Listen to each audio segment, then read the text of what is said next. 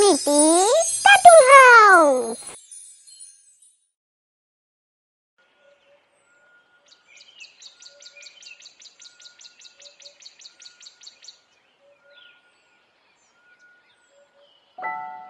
এক রাজ্যে ছিলেন এক রাজা। রাজা ছিলেন খুবই প্রজাবৎসল।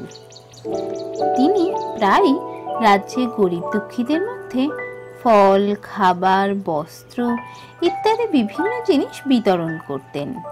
তার রাজত্বে রাজ্যবাসী খুব আনন্দে দিন কাটাচ্ছিল। তার ছিল একটি মাত্র রানী। মহারানীকে তিনি খুবই ভালোবাসতেন, আর সেই নিয়ে মহারানীর গর্বও ছিল খুব। রানীমা, আমাদের রাজা মশাই তো আপনাকে ভীষণ ভালোবাসেন। সমস্ত দেশের রাজারা শুনেছি কত কত রানী নিয়ে আসে, কিন্তু আমাদের মহারাজ রানীমাকে এত ভালোবাসেন, উনি আর দ্বিতীয় বিয়ে করেননি। সেটা তুই একদম ঠিক বলেছিস। আমাদের মহারাজ আর 5 জন রাজার থেকে একদম আলাদা। আর 5 জন রাজা তো কত কত মেয়েদের বিয়ে করে এনে রানী করে রেখে দেয়, কিন্তু আমাদের মহারাজ আমাকে ছাড়া অন্য কোনো মেয়েকে বিয়ে করার কথা ভাবতেও পারে না। এইভাবেই বেশ আনন্দের সাথে দিন কেটে যাচ্ছিল। একদিন মহারাজ গেলেন মৃগয়া করতে।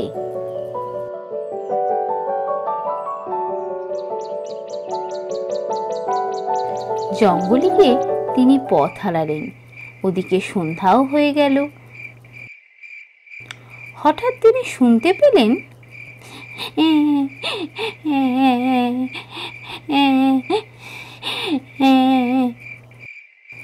কেউ একজন জঙ্গলের ভেতর অন্ধকারে খুব কাঁদছে। মহারাজ সেই কান্না অনুসরণ করে এগিয়ে যেতে লাগলেন। বেশ খানিকক্ষণ চলার পর তিনি দেখতে পেলেন দূরে একটা পুকুরের ধারে একটা গাছের তলায় বসে একটা মেয়ে কাঁদছে। মহারাজ ঘোড়া থেকে নেমে সেই মেয়েটার দিকে এগিয়ে গেলেন। তুমি কে? এত অন্ধকারে এমন ঘন জঙ্গলে একা বসে বসে কাঁদছো? কি হয়েছে? আমি খুবই অসহায়। আমার বাবাকে বাঘে খেয়েছে। আমি এখন কি করব কিচ্ছু বুঝতে পারছি না। আমি সম্পূর্ণ একা মেয়ে। আমি ওই জঙ্গলের ধারে থাকি। কি করব? আমার ভীষণ ভয় করছে। মহারাজ বুঝতে পারলেন মেয়েটি সত্যিই খুব বিপদে পড়েছে। তখন তিনি বললেন, ভয় পেও না, আমি হচ্ছে এই রাজ্যের মহারাজ। তুমি আমার সাথে চলো, রাজবাড়িতে চলো। রাজবাড়িতে থাকবে সবার সাথে, তোমার কোনো ভয় নেই।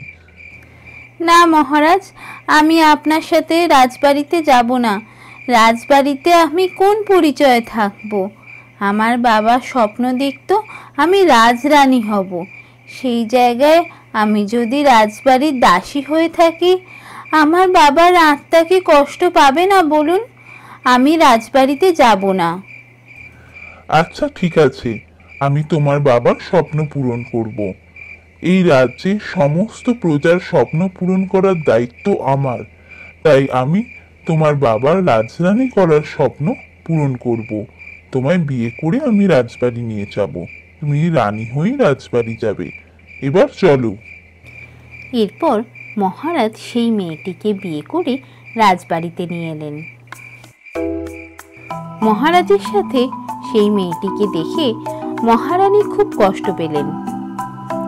মহারাজ, আপনি আবার বিয়ে করলেন?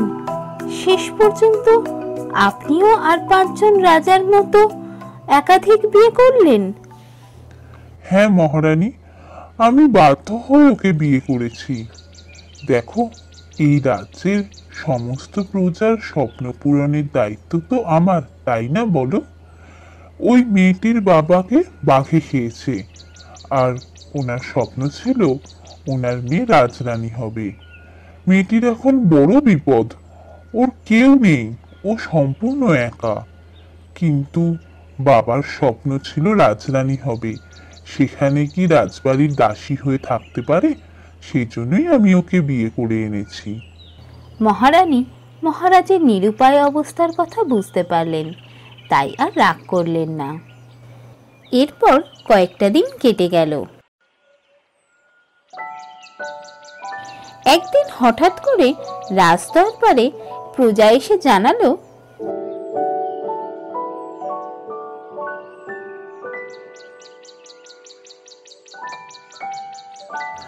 মহারাজ বাঁচান মহারাজ, আমার ছাগলটাকে কাল রাত্রে কোনো একটা হিংস্র প্রাণী এসে খেয়ে গেছে। সারা উঠোন ভর্তি রক্ত মাংস ছড়িয়ে রয়েছে। জানেন মহারাজ, আমি তো নিঃস্ব হয়ে গেলাম মহারাজ। কি হবে মহারাজ এখন? আমায় বাঁচান। কি বলছো? আমার রাজ্যে হিংস্র প্রাণী? ঠিক আছে, আমি এক্ষুনি চারদিকে লোক পাঠাচ্ছি। পরের দিন সকালবেলা এক পেয়াদা এসে রাজাকে জানালো, মহারাজ, রাজবাড়ির প্রধান দরজার দুজন প্রহরীকে আজ সকাল থেকে কোথাও খুঁজে পাওয়া যাচ্ছে না। ওদিকে দরজার সামনে কিছু রক্ত চড়িয়ে রয়েছে। মহারাজ খুব চিন্তায় পড়লেন। কি ঘটনা ঘটছে? কোনোদিনও ছাগল, কোনোদিনও মানুষ এভাবে হারিয়ে যাচ্ছে। সত্যিই কি কোনো হিংস্র প্রাণী এসেছে? কিন্তু যদি হিংস্র কোনো প্রাণী এসেও থাকে, তার তো কোনো খবর পাওয়া যাচ্ছে না। তিনি খুবই চিন্তায় পড়লেন। ওদিকে বেশ কয়েক বছর ধরে বিভিন্ন দেশ ভ্রমণের পর রাজপুত্র ফিরে এলো রাজবাড়িতে। মহারাজ রাজপুত্রকে বললেন, দেখো বাবা, তুমি তো বেশ কয়েক বছর ধরে বিভিন্ন দেশ ভ্রমণ করলে। এবারে আমি তোমায় একটা কাজের দায়িত্ব দিতে চাই। বলুন পিতা, কি কাজ? আমাদের রাজ্যে এক হিংস্র প্রাণীর খুবই দৌরাত্ম্য বেড়েছে। প্রতিদিন রাত্রেই কোনো না কোনো প্রাণী বা মানুষকে সে এসে খেয়ে যাচ্ছে, ফলে সবাই খুবই অতিষ্ঠ। আমি চাই তুমি সেই হিংস্র প্রাণীটাকে খুঁজে বার করো এবং উচিত শাস্তি দাও। ঠিক আছে পিতা, আপনার আজ্ঞা শিরোধার্য। আমি অবশ্যই সেই হিংস্র প্রাণীকে খুঁজে বার করে আপনার কাছে নিয়ে আসব। সেই দিন রাত্রে রাজপুত্র রাজবাড়িতে জেগে বসে রইল। হঠাৎ সে দেখতে পেল রাত্রিবেলা ছোট রানী কোথায় যেন যাচ্ছে।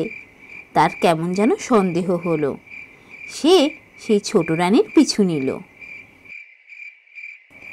ওদিকে ছোট রানী জানতে পারল না যে রাজপুত্র তার পিছু নিয়েছে। হঠাৎ করেই ছোট রানী রাজবাড়ি থেকে বেরিয়েই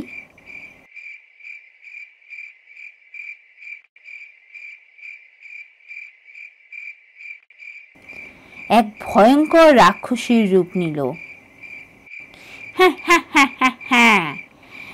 এবার আমি রাজ রক্ত খাবো, ওই রাজাটাকে মারবো, তারপর মারবো রাজপুত্রকে।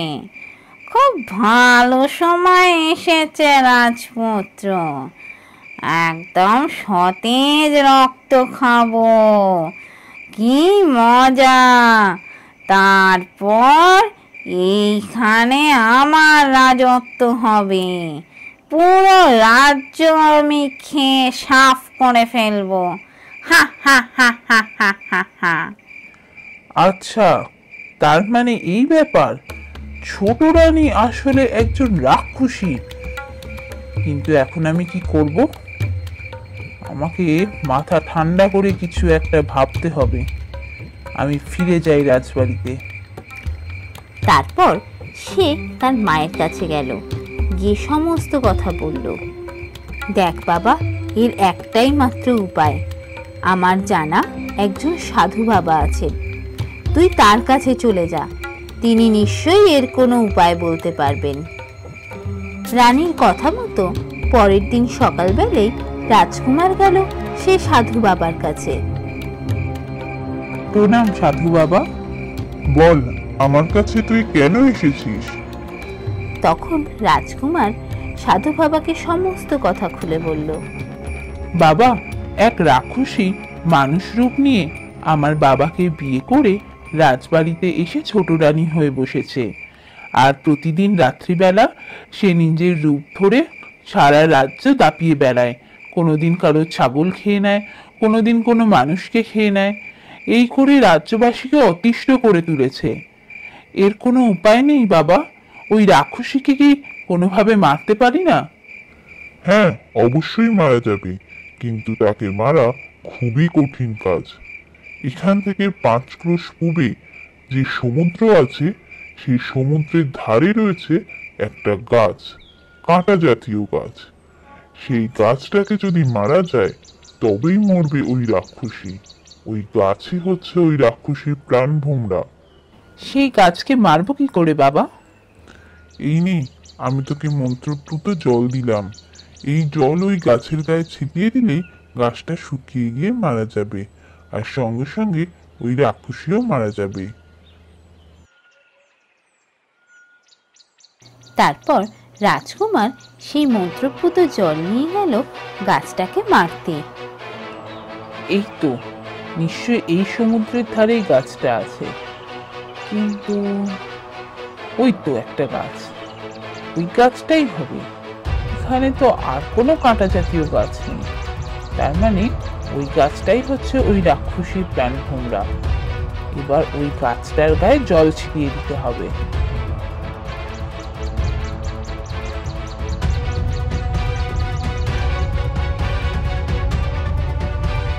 গাছের কাছে গিয়ে রাজপুত্র গাছে সেই জল ছিটিয়ে দিল। গাছে সেই জল ছিটানোর সাথে সাথেই গাছটা শুকিয়ে গেল। ওদিকে গাছ যত শুকোয় ততই রাজবাড়িতে ছোট রানীর অবস্থা খারাপ হতে থাকে। আমার কি হলো? আমার গলা শুকিয়ে যাচ্ছে কেন? চোখের সামনেটা অন্ধকার দেখছি। ওই গাছটাকে কেউ কিছু করেনি তো? ওরে বাবা, আমি তো আর বাঁচবো না মনে হচ্ছে, গলা শুকিয়ে যাচ্ছে। দেখতে দেখতে রানী সেই রাক্ষসীর রূপ নিল এবং তারপর রাক্ষসী মারা গেল। এই সমস্ত ঘটনায় মহারাজের সামনে ঘটল। মহারাজ দেখে অবাক হয়ে গেলেন। তখন মহারানী তাকে সমস্ত কথা খুলে বলল। রাজপুত্র রাজপুত্র ওই রাক্ষসীকে মারল? সত্যি রাজপুত্র বীরত্বের কাজ করেছে। রাজপুত্রকে আমি আজ থেকে এই রাজ্যের রাজা ঘোষণা করলাম। এরপর রাজকুমার রাজা হয়ে সিংহাসনে বসল, আর মহারাজ আর মহারানী রাজপুত্রের উপর সমস্ত দায়িত্ব দিয়ে সুখে শান্তিতে দিন কাটাতে লাগলো।